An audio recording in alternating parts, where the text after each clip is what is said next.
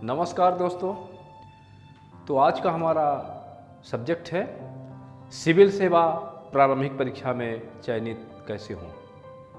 UPSC की परीक्षाएं देश की सबसे बड़ी और सबसे कठिन माने जाने वाली परीक्षाएं हैं। यह तो सच है, परंतु इसका नाम सुनकर घबराने की जरूरत नहीं है। यदि संपूर्ण योजना और रणनीति के साथ एक मिशन के रूप में लेकर तैयारी किया जाए तो यह साध्य है और इसमें सफलता मिल जाती है। हाँ, हंसी खेल के रूप में यदि आप इसे लेंगे तो समय बर्बाद होगा, परंतु सफलता आपकी झोली में नहीं आ सकती। तो दोस्तों, हम यूपीएससी के प्रारंभिक चरण से लेकर संपूर्ण योजना और रणनीति के साथ चर्चा को आगे बढ़ाने का प्रयास करते हैं। आईएएस का पद बेहद गौरवपूर्ण, सम्मान व अधिकारों से परिपूर्ण पद है। इससे हम पूर्ण रूपेण सहमत हैं। आप इस पद की गरिमा को समझकर यदि आप में योग्यता है तो इसकी ओर आकृष्ट होइए। इसमें सफलता के लिए लक्ष्य बना लीजिए। यह पूर्व में भी चर्चा की जा चुकी है। अपने अंदर प्रबल उत्प्रेरणा और इच्छा शक्ति जागृत कीजिए। तीव्र व मजबूत आत्मबल पैदा कीजिए। सकारात्मक सोचों में डूब जाइए। इरादा सिर्फ और सिर्फ आईएएस बनना है, दूसरा कुछ नहीं, ऐसा रखिए। मन को डूबने उतराने बिल्कुल ना दीजिए। दूसरे प्रतियोगी परीक्षाओं के पचड़े में बिल्कुल ना फंसिए। दो नाव में पैर ना रखिए।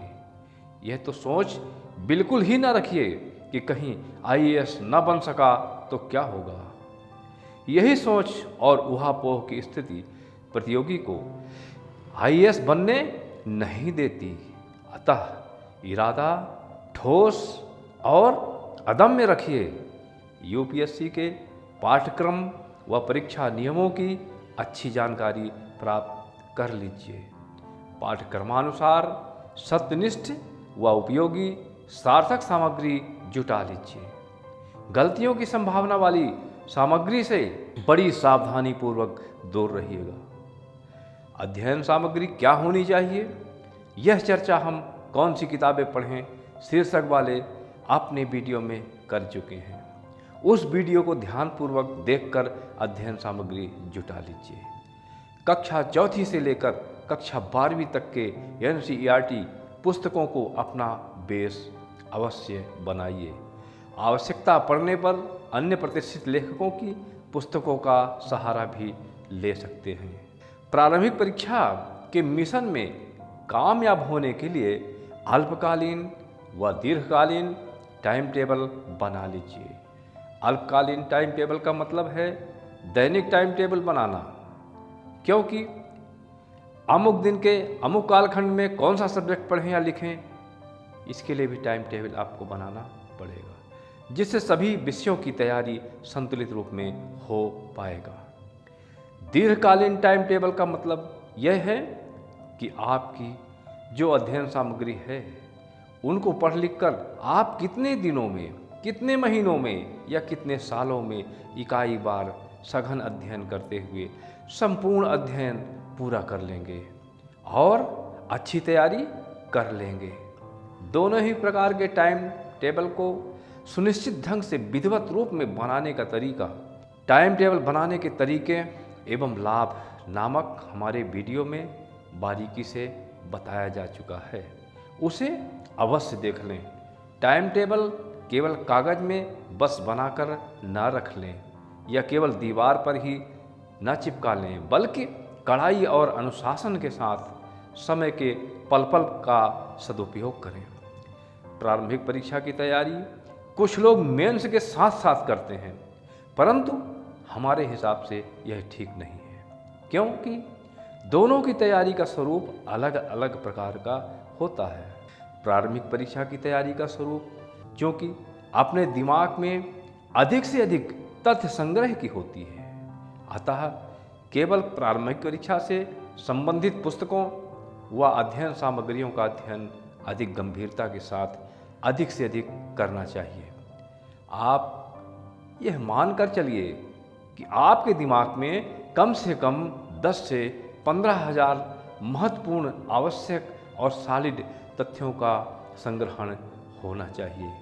मतलब पाठ्यक्रम के अनुसार ऐसे तथ्यों का संग्रहण होना चाहिए। इसके लिए आपको पुस्तकों व अध्ययन सामग्री को बार बार, कई बार रिवीजन करके पढ़ना पड़ता है, तभी ऐसा संभव हो पाता है। यदि आप मेंस की तैयारी के झंझट में एक ही सांस पड़ जाएंगे तो आप कहीं के नहीं रहेंगे, न घर का न घाट का। अतः प्रिलिमिनरी परीक्षा में ही संपूर्ण ध्यान फोकस कीजिए। जब एक बार प्री निकल जाए तो फिर अगले प्री के लिए आपको ज़्यादा मेहनत करने की आवश्यकता नहीं पड़ेगी। ठीक है, फिर प्री के लिए सिर्फ 2 घंटे प्रतिदिन भी यदि आप देंगे तो पर्याप्त होगा, बशर्ते आपने मेंस की तैयारी सुनियोजित रूप से प्रारंभ कर दिया हो। मेंस की चर्चा बाद में की जाएगी। जब विषयगत स्थायी तथ्यों की अच्छी तैयारी आपकी हो जाएगी तो फिर अगले प्री के लिए आपको विषयगत तथ्यों की तैयारी में समय बर्बाद नहीं करना पड़ेगा। आप सिर्फ ऐसे तथ्यों की तैयारी में 2 घंटे का समय लगाना होगा जो हमेशा बदलते रहते हैं। जैसे करंट अफेयर दिन प्रतिदिन बदलते रहते हैं, उत्पादन आदि, आयात निर्यात के आंकड़े आदि जो समय के अनुसार बदलते रहते हैं, खेल जगत के आंकड़े व रिकॉर्ड आदि बदलते रहते हैं। कोई नवीनतम खोजें या नवीन प्रसिद्ध पुस्तकें और उनके लेखक, पुरस्कार व सम्मान आदि आदि अनेकानेक आंकड़े जो बदलते रहते हैं, उन पर आपको विशेष रूप से ध्यान फोकस करना पड़ेगा, जिसके लिए आपको 2 घंटे रोज का समय देना पर्याप्त होगा। बाकी के समय में आप मेंस की सुनियोजित तैयारी कीजिए। आपको अध्ययन सामग्री के अध्ययन के साथ साथ पूर्व के 10-20 वर्षों के प्रश्न पत्रों का अध्ययन भी अवश्य करना चाहिए। साथ ही इन प्रश्नों के सही उत्तर जानना चाहिए। इससे आपकी 20-30% तैयारी हो जाती है। कुछ प्रश्न या कुछ तथ्यों का स्वरूप अदल बदल कर बार बार पूछे जाते हैं। क्या कुछ प्रश्न या कुछ तथ्य उनका स्वरूप अदल बदल कर बार बार पूछ लिए जाते हैं, अतः इन्हें अच्छी तरह से आपको जानना चाहिए। और कई वर्षों के प्रश्न पत्र पढ़ने से आपको लाभ होगा। साथ ही तथ्यों के स्तर का पता चलता है। विगत कई वर्षों के प्रश्न पत्र पढ़ने से आपको तथ्यों के स्तर का पता लगता है कि किस स्टैंडर्ड के तथ्य या प्रश्न पूछे जाते हैं। इससे अध्ययन सामग्री पढ़ते समय आपका दिशा दर्शन होता है, मार्गदर्शन होता है कि किस प्रकार के तथ्यों पर आपको ज़्यादा ध्यान फोकस करना चाहिए, किन तथ्यों को गौण समझना चाहिए। इसी तरह से प्रतियोगी पत्रिकाओं में दिए गए विगत वर्षों के प्रश्न पत्रों व अन्य प्रतियोगी परीक्षाओं के प्रश्न पत्रों का अध्ययन आपको निरंतर करते रहना चाहिए। प्रतियोगी परीक्षाओं में यूपीएससी, पीसीएस के पुराने पेपर या उसी साल के पेपर दिए जाते हैं या अन्य प्रतियोगी परीक्षाओं के पेपर प्रकाशित होते रहते हैं। उन्हें आपको पढ़ना चाहिए, परंतु वे प्रश्न ऐसे हों जो आपकी परीक्षा के स्वरूप से मेल खाते हों।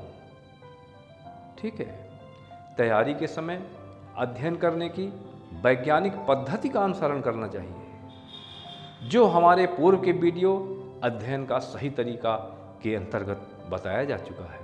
प्रतियोगी लोग परीक्षाओं में काफ़ी गलतियां किया करते हैं, जिससे अच्छी तैयारी के बावजूद भी उनके अंक कम हो जाते हैं। यानी परीक्षा की टेक्निक न जानने से उनके अंक कम हो जाते हैं। परीक्षा में प्रतियोगी क्या गलतियां करते हैं, यह भी सारांश में जान लेते हैं। पहला नंबर, समय के साथ प्रश्न पत्र हल न कर पाना, जिससे समय का अभाव हो जाना और सारे प्रश्न हल न कर पाना। दूसरा, सभी प्रश्नों के उत्तर न जान पाने के कारण अनसुलझे प्रश्नों के उत्तर तुक्का लगा लगा कर कुछ भी अंकित कर देते हैं, इससे उनके अंक कम हो जाते हैं। तीसरा, प्रश्न को बहुत जल्दी में आंशिक रूप में पढ़ना और बिना पूरा प्रश्न पढ़े व समझे जल्दी से ओवर कॉन्फिडेंस में उत्तर अंकित कर देना, जो कि सही उत्तर जानने के बावजूद भी गलत हो जाते हैं। अगला, साल भर परीक्षा का पूर्वाभ्यास ना करना और परीक्षा में जाकर ही गलतियां करना और घर लौट आना। गलतियों के कारण अंक कम होना और चयन से वंचित रहे आना और इसी तरह से सारे अटेम्प्ट बर्बाद करते जाना, अंत में असफल रहते हुए तैयारी को तिलांजलि दे देना। ये गलतियां बहुत सारे प्रतियोगी करते हैं। अगला, अपनी गलतियों व कमियों की खोज न करना, न ही उन्हें सुधारने का प्रयास करना। ठीक है। अगला, अपना अध्ययन व तैयारी संतुलित न करना, फलस्वरूप प्रश्न पत्र के कुछ प्रश्नों के उत्तर दे पाना परंतु कुछ प्रश्नों के उत्तर ना दे पाना, फलस्वरूप चयन से वंचित रहे आना। अगला, प्रश्न पत्र वैज्ञानिक तरीके से हल ना करना। ज्ञातव्य है उन प्रश्नों के उत्तर भी निकाल सकने में सक्षम हो जाते हैं जिनके उत्तर हम नहीं जानते होते। ठीक है। अब हम उक्त समस्याओं, कमियों व गलतियों के निराकरण की टेक्निक पर चर्चा कर लेते हैं। ठीक है। समय का प्रबंधन करना आपकी तैयारी व परीक्षा दोनों में ही अनिवार्य है। परीक्षा में समय रहते अपनी औपचारिक जानकारी भर लेना चाहिए और प्रयास यह करना चाहिए कि प्रश्न पत्र मिलते ही एक पल भी गंवाए बिना प्रति मिनट एक प्रश्न हल करने का प्रयास करना चाहिए। परीक्षा में यदि आप ऐसा नहीं कर पा रहे हैं तो इसके लिए आपको पूर्वाभ्यास परीक्षाएं बार बार देकर पूर्व में ही अभ्यास कर लेना चाहिए, ताकि जो गलतियां आप परीक्षा भवन में करके आते हैं वह पूर्वाभ्यास के समय ही कर लें और लगातार प्रयास करके उन गलतियों को करने से बच जाएं। प्री परीक्षा 2 घंटे का होता है, जिसमें जीएस प्रश्न पत्र प्रथम में 100 प्रश्न व सी सेट प्रश्न पत्र द्वितीय में 80 प्रश्न होते हैं। आप प्रश्न पत्र हल करने का समय प्रारंभ होते ही जल्दी व सावधानी के साथ प्रश्न पत्र पढ़ते जाएं व जिन प्रश्नों के उत्तर आपसे कन्फर्म बने उनके उत्तर आप फौरन अंकित करते जाएं। यदि आप यह पद्धति अपनाएंगे तो प्रति प्रश्न 30 सेकंड से ज़्यादा समय नहीं लगेगा। यदि आपकी तैयारी ठीक है तो ऐसा करने पर 100 प्रश्नों को 50 मिनट में एक बार पढ़ सकेंगे व बनने वाले उत्तर भी अंकित कर पाएंगे। इस चक्र में आप ऐसे उत्तरों को ही आंसर शीट पर अंकित करें जिनके सही होने के प्रति आप 100% आश्वस्त हैं। उन प्रश्नों पर पेंसिल से बिंदु के आकार में चिन्ह लगाते जाएं ताकि उनमें दोबारा आपका नज़र न जाए। इसके बाद जब आपका प्रथम चक्र पूरा हो जाए तो फौरन समय का एक एक पल गंवाए बिना प्रश्नों को हल करने का दूसरा चक्र प्रारंभ कर दीजिए। इस बार आपके पास अनुत्तरित प्रश्न 50 और समय 70 मिनट शेष होंगे। इस बार आपको बड़ी सावधानी से उत्तर निकालना होगा व आंसर शीट में अंकित करना होगा। इस बार जो प्रश्न आप दोबारा पढ़ रहे होंगे उनमें से आप प्रयास करके यह खोजने का प्रयास कीजिए कि उत्तर के 4 विकल्पों में से आपको सर्वाधिक गलत कौन सा लगता है। जो आपको लगे कि नहीं यह उत्तर तो हो ही नहीं सकता, उस पर जरा सा बिंदु रूप में पेंसिल से चिन्ह अंकित कर दीजिए। इसके बाद शेष 3 विकल्पों पर विचार कीजिए। अब प्रयास करके उनमें से ऐसे विकल्प को चुनिए जो आपको लगे कि इनमें से अमुक उत्तर सही नहीं हो सकता। जब आप उसे अलग कर डालें तो उस पर भी बिंदु के आकार में पेंसिल से चिन्ह अंकित कर दें। अब आपके पास सिर्फ 2 विकल्प बचे होंगे जिनमें से आपको उत्तर का चयन करना है। अब उन 2 विकल्पों में से भी पूर्व की तरह पूरा दिमागी जोर लगाकर गलत विकल्प को अलग करने का प्रयास कीजिए। यदि आप ऐसा कर पा रहे हैं तो अंत में जो विकल्प बच रहा है वही सही उत्तर होगा। उसे आंसर शीट में अंकित कर दीजिए।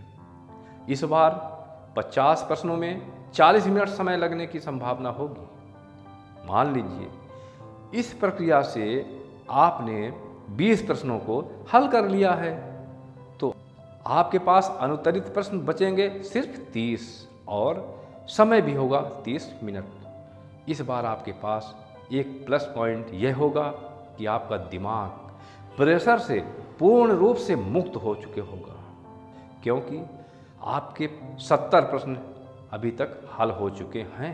अब आप समय का एक पल गंवाए बिना तीसरा चक्र प्रारंभ कर दीजिए और उसी प्रकार से प्रश्नों को हल करने का प्रयास कीजिए जैसा पहले आप करते थे। संभव है इस बार आपके 30 में से 15 प्रश्न हल हो जाएं, क्योंकि इस बार आपका दिमाग प्रेशर मुक्त होगा और प्रेशर मुक्त दिमाग में सही उत्तरों के सूझने की संभावना बढ़ जाती है, अधिक हो जाती है। इसका आपको लाभ मिलेगा। इस बार आपके 15 प्रश्न और अनुत्तरित बचेंगे और समय कम से कम 7-8 मिनट तक बचा होगा। इस अंतराल में आप शेष उत्तरों को एक सर्वे के अनुसार अंकित कर दीजिए। आंसर शीट पर नज़र डालिए, जिस विकल्प पर सर्वाधिक उत्तर अंकित दिखाई पड़े उसी को आप सभी प्रश्नों के उत्तर के लिए अंकित कर दीजिए। मान लीजिए सर्वाधिक उत्तर बी विकल्प में आपको दिखाई पड़ रहे हैं तो आप शेष 15 प्रश्नों के उत्तर बी अंकित कर दीजिए। यदि सर्वाधिक सी में अंकित दिखाई पड़ रहे हैं तो आप केवल सी अंकित कर दीजिए। किसी में बी तो किसी में सी, किसी में डी या ए अंकित करने की भूल बिल्कुल मत कीजिएगा। इस पद्धति से आपके सारे प्रश्न हल हो चुके होंगे और उत्तरों के सही होने की संभावना 80-85 के आसपास होगी और इतने अंकों में आपका चयन सुनिश्चित रूप से हो जाएगा।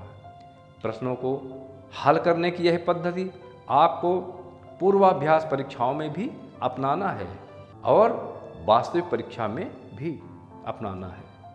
तो इस प्रकार हम होंगे कामयाब श्रृंखला का सिविल सेवा प्रारंभिक परीक्षा में चयनित कैसे हों नामक यह चैप्टर समाप्त होता है।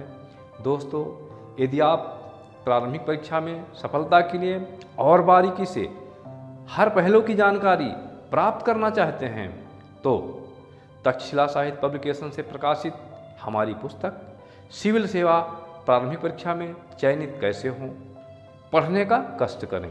यदि आप नए दर्शक हैं तो चैनल को सब्सक्राइब जरूर कर लें।